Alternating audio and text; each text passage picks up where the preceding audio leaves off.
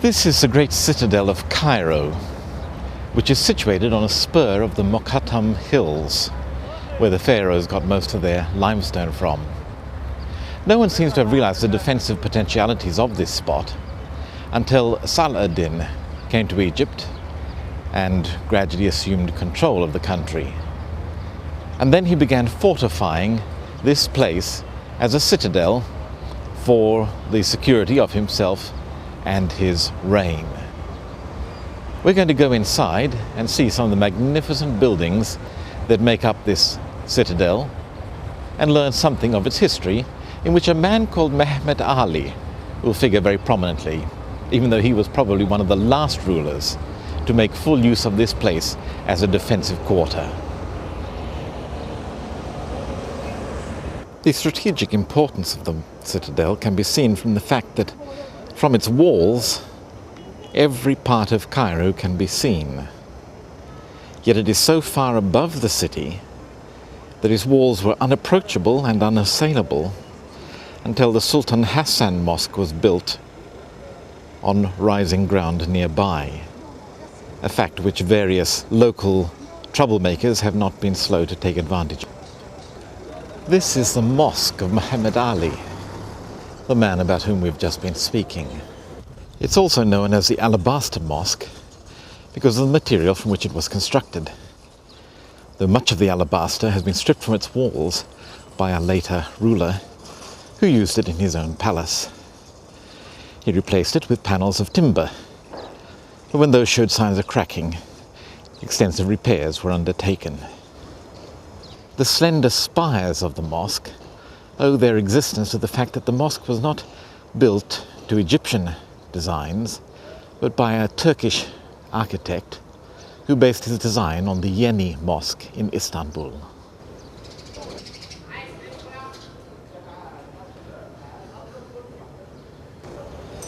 At one end of the Mosque of Mohammed Ali is an elaborate French clock, which was presented to the Egyptian ruler in 1845 by Louis Philippe of France, who in return received the obelisk which now stands in the Place de la Concorde. In the center of the forecourt by which one approaches the mosque, there is an ablutions fountain for the ritual washings which precede all Muslim acts of prayer. Muhammad Ali was an Albanian adventurer who managed by a degree of trickery to gain power. He was ruthless in putting down his enemies and was successful in playing off the Western powers against his Ottoman masters. He actually invaded Turkey, but was forced to turn back when the Western powers intervened while he was still progressing northwards through Palestine. In return, however, he received the right to have his family as hereditary rulers of Egypt. The interior of the mosque is decorated with plentiful gold paint, hanging lanterns, and priceless carpets, all too often defiled by hordes of tourists. Muhammad Ali's tomb is just inside the entrance, though it's possible he did not intend to be buried here, as his body was only transferred here in 1854.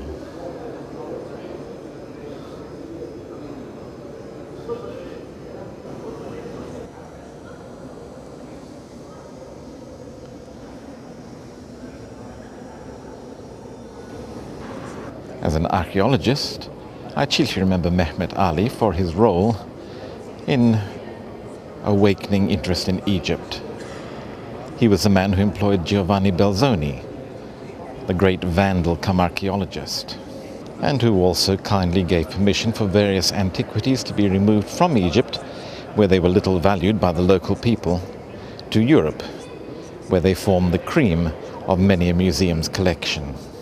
Of course, their loss is now much regretted, but it must be admitted that it has worked largely to Egypt's favor by awakening interest in the country as a tourist destination.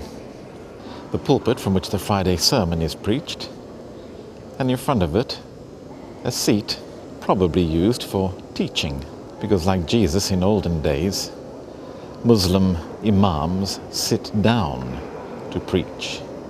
To be seated is a sign of authority over less fortunate individuals who have to remain standing.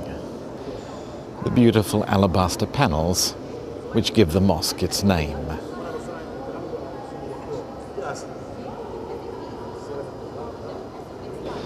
There are two pulpits in the mosque, but the original one is the one on the right, although it is not in the traditional position, which should be near the Qibla, the niche in the wall which marks the direction of Mecca and towards which all Muslims pray. These are the remains of Qasr al-Ablaq, one of the palaces built within the citadel, this time by a Mameluke sultan. It was known as the Striped Palace because of the decorative effect of its walls. Unfortunately, after it fell into disuse, it was used as a powder magazine, which subsequently exploded and blew up. And Muhammad Ali ordered the remains to be cleared away so that his mosque could be built on the site. Part of the building consisted of pillars of Aswan granite, robbed from an Egyptian temple and brought here to adorn the Sultan's Palace. When the palace was destroyed, of course, they were no longer necessary and lie abandoned on the ground behind Muhammad Ali's mosque. This tiny fragment of round tower is known as the Tower of Sultan Baybars, because down along the bottom there is a colourful frieze of leopards and other heraldic beasts associated with that sultan. I'm afraid he's not my favourite sultan. He was the man who put an end to the Crusader states of Palestine, the ones that remained after the fall of the Kingdom of Jerusalem, by never knowingly keeping his word, by completely ruthless methods of warfare. One of the most remarkable structures in the citadel lies behind the door, which is unfortunately locked because at present the structure is undergoing renovations. And in any case, it's rather dangerous to get down to it. It's known as Bir Yusuf, or Joseph's Well. It has nothing to do with the biblical Joseph. The Joseph referred to is Salah ad-Din, whose given name was Joseph, Yusuf. It was constructed not by him, but by the man he put in charge of work on the citadel. And the people used to construct it were Crusader prisoners. Ibn Jubayr, the Muslim traveller from Spain, reports seeing thousands of them working on this amazing piece of engineering. And no wonder, because the well consists of a shaft going down some 250 feet. It's 9 feet across and goes down through solid rock. But what's even more amazing is that beside it, there's another tunnel cut, a spiral tunnel that goes all the way around the shaft, down to the bottom, down to water level. And this is how water was brought up to the garrison of the citadel. The water was considered to be so pure that even when the rulers of Egypt left the citadel and went to live in the city, their water was still brought to them from this cistern, this well.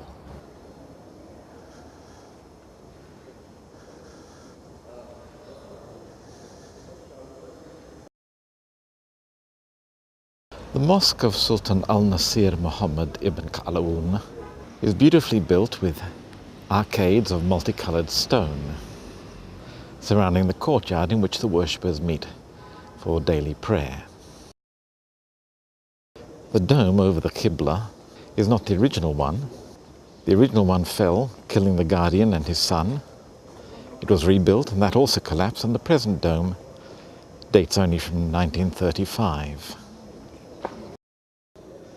The granite pillars that were used in the main structure of the mosque were ancient Egyptian and brought here from Al-Ashmunayn to be reused in a Muslim temple or mosque. The panels of decorative tiling are repeated elsewhere in the building, but unfortunately they have come loose, fallen off and been discarded. The structure of the mosque probably owes much to its Persian architect, who utilized the architectural themes familiar in his homeland.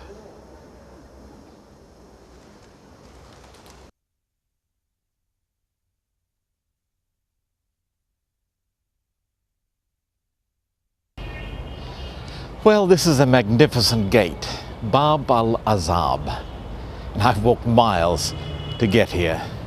And needless to say, of course, it's locked, even though it's far finer than the gate by which tourists normally enter. But I've come here for a specific reason, because I want to tell you another story about this magnificent citadel. You see, we're not the only people to have trouble with the Wahhabi sect of Islam out of Saudi Arabia. Muhammad Ali, whose ruthlessness we've already mentioned, also had trouble with them.